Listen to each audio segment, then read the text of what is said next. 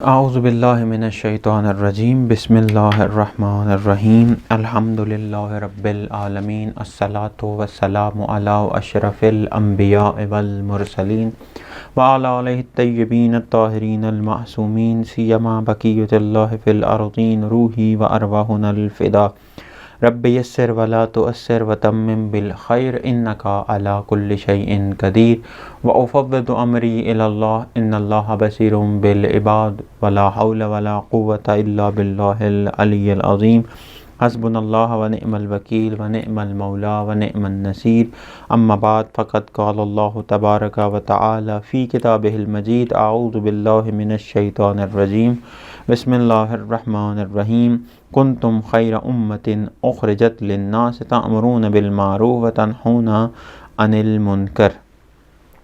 سامعین محترم، موالیان حیدر کرار، عزاداران مظلوم کربلا، ہم بات کر رہے تھے اس عنوان کے اوپر کہ امت مسلمہ کا خیر امت سے یزید کی حکمرانی تک کا سفر، اس کے اسباب، اس کے علل اور اس کی وجوہات کہ کیا ہوا کہ ایک امت کہ جو خیر امت تھی، کہ جس طرح قرآن نے اس کو خیر امت کہا ہے، اس کے اوپر یزید جیسا فاسق و فاجر حکمران برسر اقتدار آ گیا۔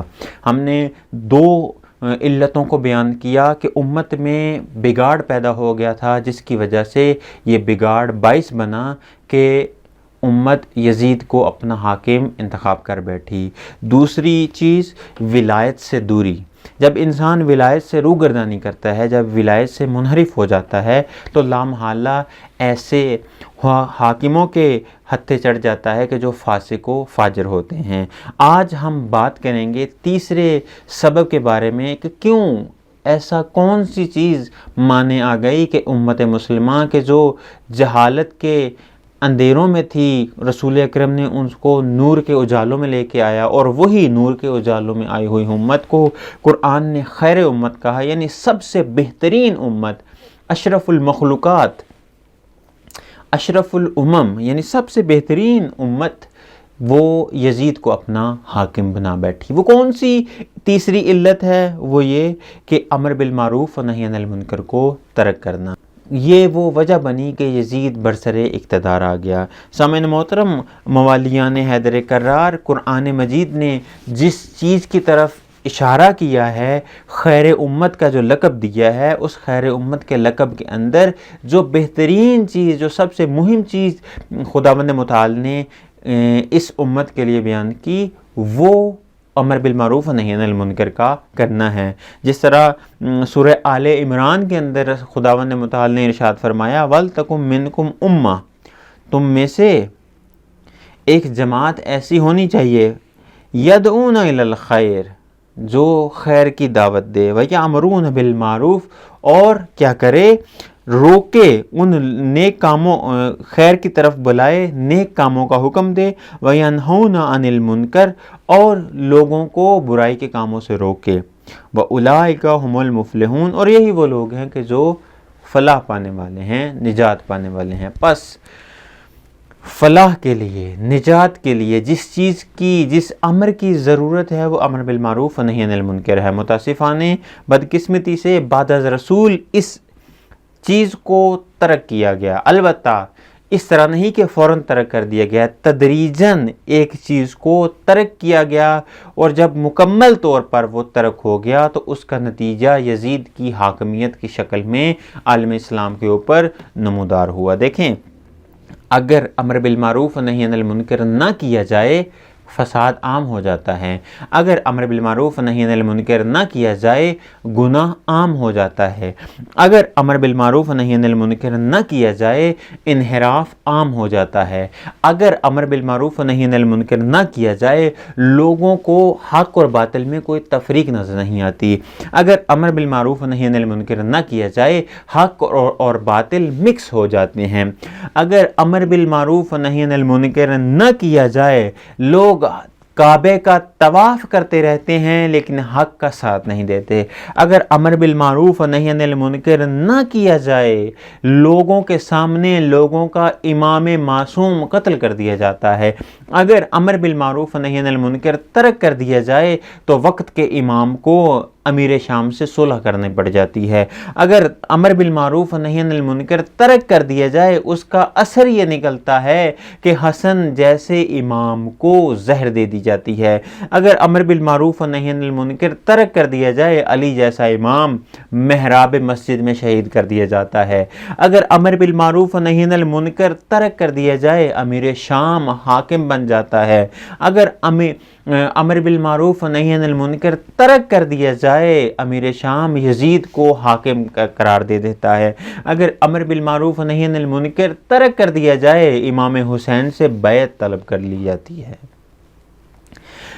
امر بالمعروف و نہی عن المنکر کے ترک کرنے کے یہ اثرات اور خوفناک نتائج برآمد ہوتے ہیں، اور یہی وجہ ہے امام حسین علیہ السلام نے جب مدینہ سے اپنے قیام کا آغاز کیا، یہ ارید ان آمر بالمعروف و انہی عن المنکر، میرا ارادہ ہے کہ میں امر بالمعروف و نہی عن المنکر کروں۔ امام معصوم یہ فرما رہے ہیں، یعنی کیا مطلب کیا ہے، اس کا مفہوم کیا نکلتا ہے؟ ایک کلام کے اندر سے مفہوم اس کا ظاہری جو ڈھانچہ ہوتا ہے اور ایک اس سے مفہوم نکلتا ہے۔ مثلا امام نے یہی کہا کہ میرا ارادہ ہے کہ میں ارید ان آمر بالمعروف و انہی عن المنکر، میرا ارادہ ہے کہ میں امر بالمعروف و نہی عن المنکر کروں۔ اس کے اندر دو پیغام مخفی ہیں، ایک یہ کہ امام حسین علیہ السلام امر بالمعروف و نہی عن المنکر کرنے جا رہے ہیں، اور دوسرا اس کے اندر ایک مفہوم چھپا ہوا ہے، وہ یہ ہے کہ آج کے زمانے میں امام حسین علیہ السلام کے زمانے میں امر بالمعروف و نہی عن المنکر کو ترک کر دیا گیا ہے۔ یہی وجہ ہے کہ ترک کرنے کی سب سے بڑی وجہ یہ ہے کہ یزید کو اپنا حاکم مان لیا جائے، یزید کو حاکمیت کے اوپر بٹھا دیا جائے، یزید کے پاس اقتدار آ جائے، اور وہ یزید جو فاسق فاجر ہے امام مظلوم سے، امام معصوم سے بیعت طلب کرے۔ پس امت مسلمہ کا خیر امت سے یزید کی حکمرانی تک کا جو سفر کا تیسرا سبب ہے امر بالمعروف و نہی عن المنکر کو ترک کرنا ہے۔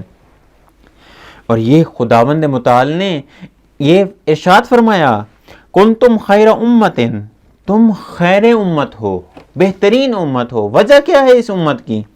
اخرجت للناس تأمرون بالمعروف، کیوں بہترین امت ہو؟ اس لیے کہ تم لوگوں کے لیے بہترین امت ہو، اس لیے کہ تم نیک باتوں کا حکم دیتے ہو، یعنی امر بالمعروف کرتے ہو، وتنہون عن المنکر، اور لوگوں کو بری باتوں سے روکتے ہو، وتؤمنون باللہ، اور اللہ پر ایمان رکھتے ہو۔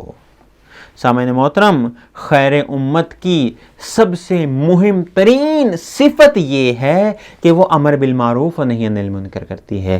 اگر امر بالمعروف اور نہی عن المنکر کو ترک نہ کیا گیا ہوتا، بعد از رسول امت سقیفہ میں نہ جاتی، بلکہ امت علی بن ابی طالب کے ہاتھ پہ بیعت کرتی۔ اگر امت کے اندر امر بالمعروف و نہی عن المنکر کو ترک نہ کیا گیا ہوتا، علی 25 سال تک اپنے حق کا انتظار نہ کرتے۔ اگر امر بالمعروف و نہی عن المنکر کو ترک نہ کیا گیا ہوتا، علی کو کبھی بھی شورا کے اندر نہ لے کے جایا جاتا۔ اگر امر بالمعروف و نہی عن المنکر کو ترک نہ کیا گیا ہوتا، خلافت بلا فاصلہ بعد از رسول علی کے ہاتھ میں ہوتی۔ اگر امر بالمعروف و نہی عن المنکر کو انجام دیا ہوتا تو جو اعلان غدیر تھا وہ بعد از رسول عام ہوتا۔ اگر امر بالمعروف و نہی عن المنکر کو عام کیا جاتا تو علی کو محراب مسجد میں شہید نہ کیا جاتا۔ اگر امر بالمعروف و نہی عن المنکر کو عام کیا جاتا، امام حسن کبھی بھی صلح پہ مجبور نہ ہوتے۔ اگر امر بالمعروف و نہی عن المنکر کو عام کیا جاتا، امام حسن کو کبھی بھی زہر نہ ملتی۔ اگر امر بالمعروف و نہی عن المنکر کو عام کیا جاتا، معاویہ ابن ابو سفیان کبھی بھی حکومت میں نہ آتا۔ اگر امر بالمعروف و نہی عن المنکر کو انجام دیا جاتا، یزید کبھی بھی حاکم نہ بنتا۔ اگر امر بالمعروف و نہی عن المنکر کو انجام دیا جاتا، کبھی بھی حسین کا سر نہ کٹتا۔ بس یہ تمام واقعات اور بدنما واقعات جو انجام پائے ہیں، فقط ان کی ایک وجہ ہے کہ امر بالمعروف اور نہی عن المنکر کے فریضے کو ترک کر دیا گیا ہے۔ اور جب ایک واجب اور اوجب فریضہ ترک کر دیا جائے تو پھر وقت کے امام کا سر بھی قلم کر دیا جاتا ہے، پھر وقت کے امام کو زہر بھی دی جاتی ہے، پھر وقت کے امام کو اگرچہ وہ محراب مسجد میں ہی کیوں نہ ہو، امام متقین ہی کیوں نہ ہو، امام اولین ہی کیوں نہ ہو، امیر المومنین ہی کیوں نہ ہو، اس کو مسجد کے اندر حالت سجدہ میں شہید کر دیا جاتا ہے۔ پس امت مسلمہ کا خیر امت سے یزید کے حکمرانی تک کا سفر، اس کا تیسرا سبب امر بالمعروف اور نہی عن المنکر کو ترک کرنا ہے۔ اور جب یہ فریضہ ترک ہوتا ہے تو پھر وقت کا امام بھی شہید کر دیا جاتا ہے۔ خداوند متعال سے دعا ہے خداوند متعال ہمیں حقیقی معنی میں امام کے کلام کی معرفت حاصل کر کے اس کو اپنی عملی زندگی میں لاگو کرنے کی توفیق عطا فرمائے۔ والسلام علیکم ورحمۃ اللہ وبرکاتہ۔